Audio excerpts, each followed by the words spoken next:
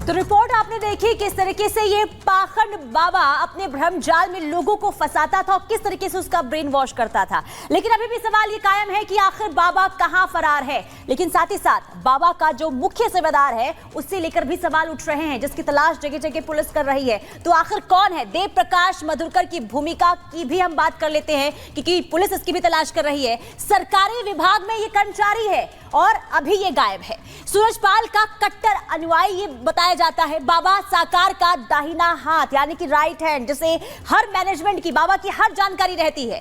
सत्संग का मुख्य आयोजन करता है ये, और मधुरकर का परिवार भी बाबा का अनुयायी बताया जाता है। और यही वजह है कि जो ये मधुकर है इसकी तलाश जो है पुलिस अब जगह जगह कर रही है, क्योंकि जब ये घटना घटी थी तब से ही ये जो मधुकर है ये फरार है। अगली बड़ी खबर सामने आ रही है, गायत्री के पास चलते हैं।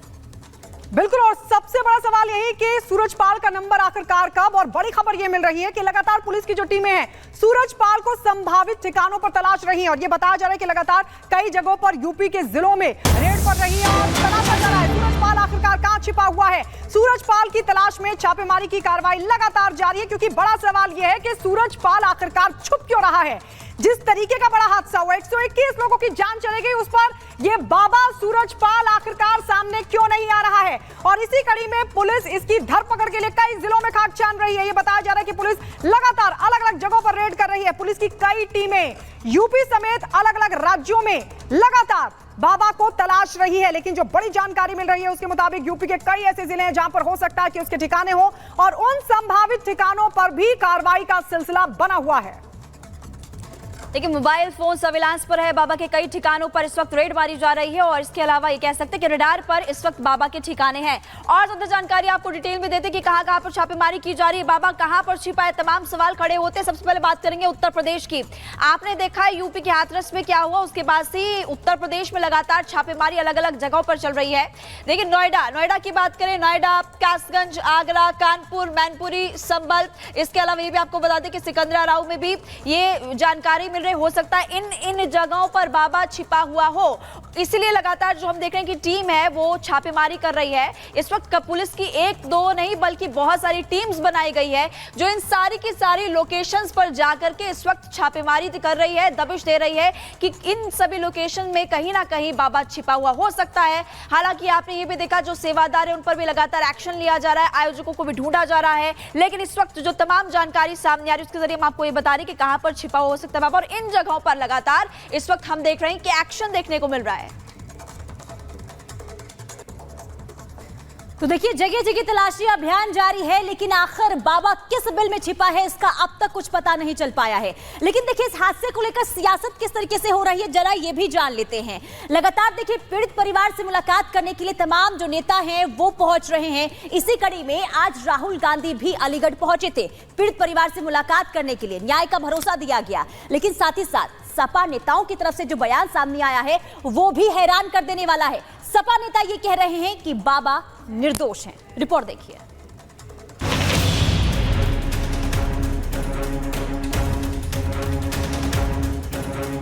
देखिए, हादसा तो हादसा ही होते हैं। सबरीमाला पे हो गया, हर जगह होता रहता है।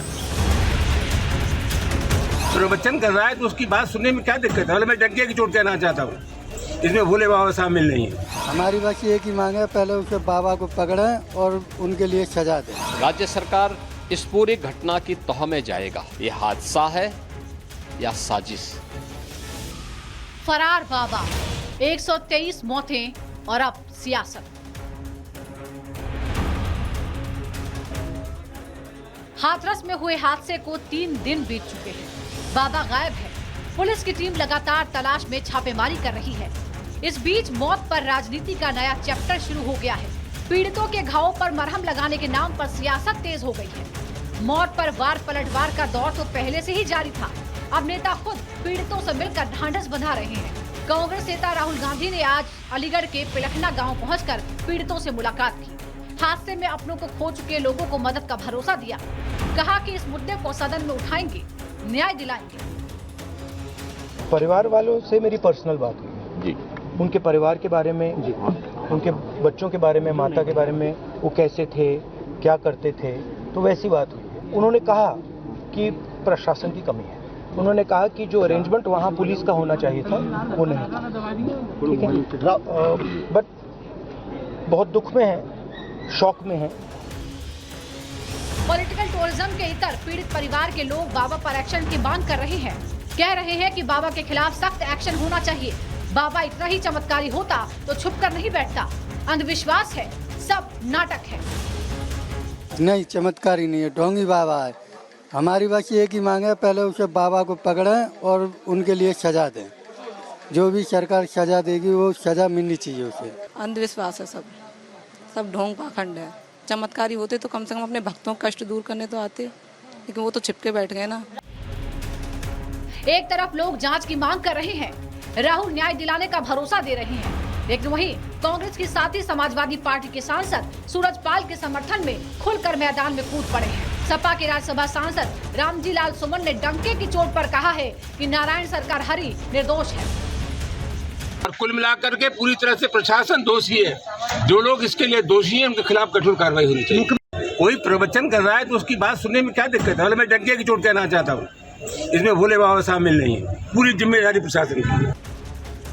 डंके की चोट पर सूरजपाल के निर्दोष होने का सर्टिफिकेट बांट रहे समाजवादी पार्टी के सांसद, लेकिन इससे पहले अखिलेश यादव और फिर रामगोपाल यादव ने पूरे मामले को लेकर जो बयान दिया वो भी दबे छिपे अंदाज में सूरजपाल का समर्थन करते सुनाई दिए। समाजवादी पार्टी के निशाने पर शुरुआत से ही यूपी प्रशासन रहा और सूरजपाल और उसके सेवादारों की भूमिका पर उन्होंने आंखें मूंद ली।